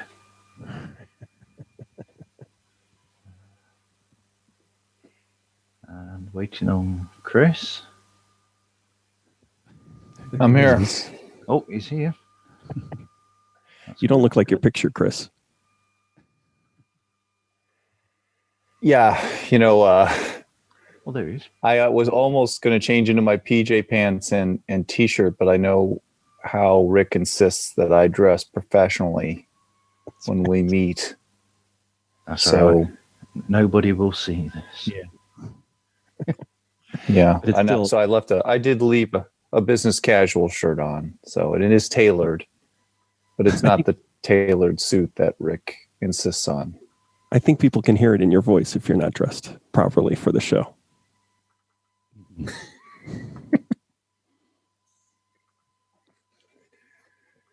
They're probably people listening to this right now thinking that I'm a little too casual. A little less business and a little more casual right now. That's right. Jim, how are you dressed? Just normal. I've got stripes. Business normal? Who's that? Stripe. Any stars to go with those stripes? No, just stripes. What is it? These stripes don't run, or what is the? There's some like these stars don't run. What is it? Colors. These colors don't run. Oh, these colors don't run. Oh, Because, of course, shows you how. the flag of the United States of America is the only flag that's red, white, and blue. It's the only one that has color in it. The rest of them are black and white. I'm pretty sure. Marv, your flag doesn't have color in it, does it? Certainly doesn't have red, white, and blue in it, does it? It does have red, white, and blue. It does. Yes. Yep.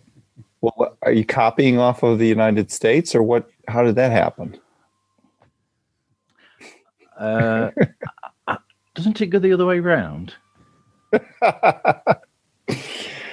to take a Sorry, little bit Marv. Didn't you?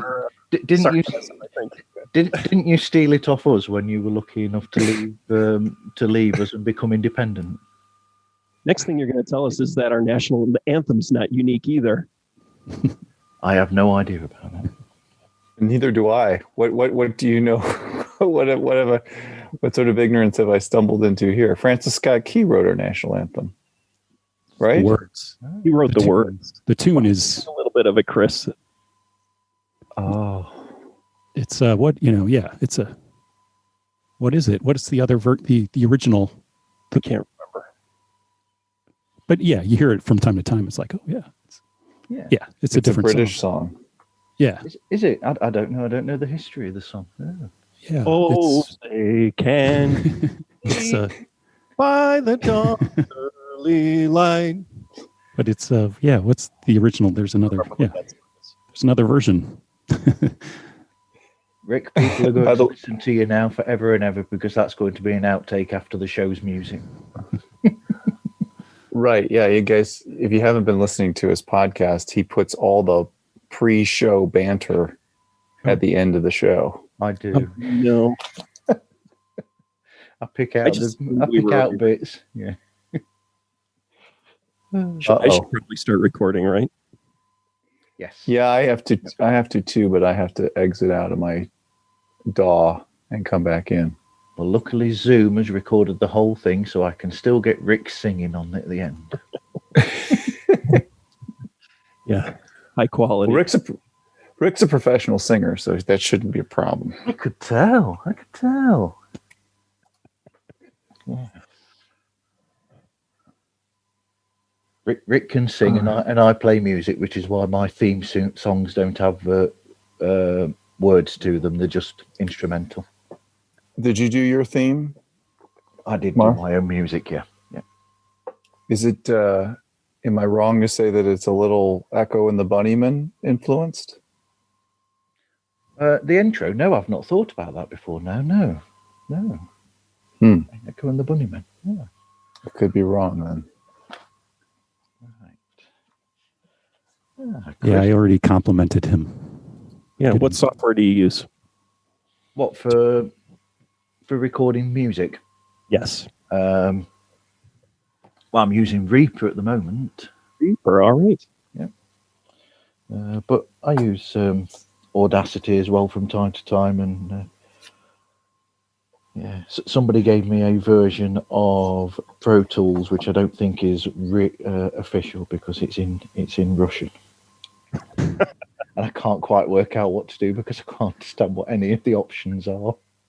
I've heard the Russian Pro Tools sounds better, though. Oh, that's good.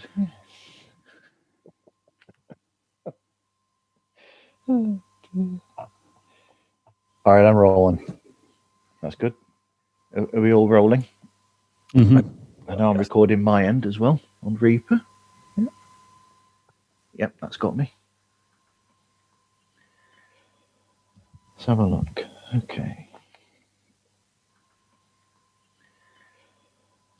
That's good. Through the magic of editing, I'm going to now go to the toilet if that's okay and come back to you in a couple of minutes. It's fine. Yeah. Okay. You don't want to talk. Sure. No. Whew. How did we do? Great. That was fun. That was fun. That was fun. Yeah. Cool. Did we hit all the bases? Oh, I think so.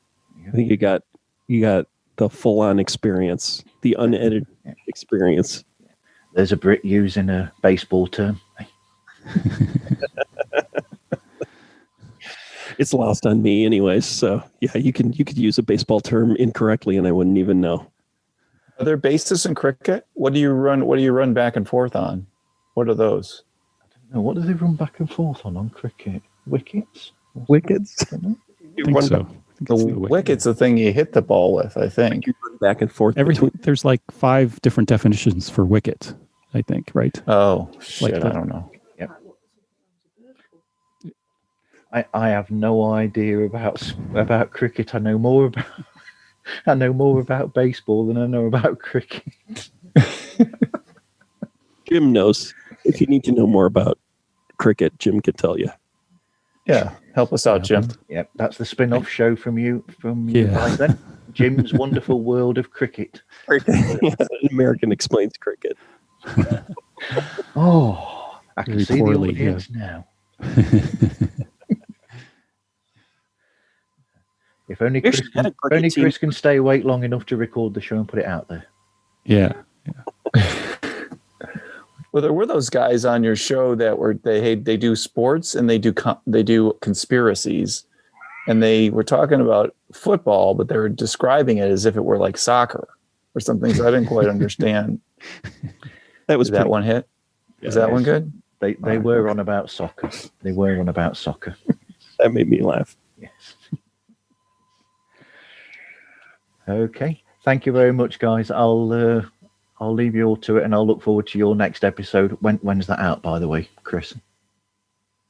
We are going to tape it next Tuesday, so it'll be out the following Monday. So 2 weeks. We do monthly things. I think I forget what the pattern is. We do 2 a month. I think basically. So the one you're doing next week, I'll hear that in 2 weeks, and the one you did last year, I'll hear that for 2 weeks later. That's right. Correct. Yeah, there you go. You got it right. Yeah. You got the timeline. Okay. Thanks a lot, guys. And Louise says thanks for the chat earlier on as well. Yeah. Oh yeah, she was great. We enjoyed it. Thank you. You were great. Yeah. We'll give you your own show next time. Thank you, guys. You take care. Oh, Stay Marv, safe out there. Go on. Thank you. We're going to need your email address so that we can send you the WAV files or the MP3s. I'll put it up on the Instagram thread that we've got going. Yeah, just send it to me and I'll send it to the guys. Okay. Thanks a lot, Chris. You take care, guys. Thanks. Bye. Thank Thank you. Take care. Thank you. Bye, guys. Bye.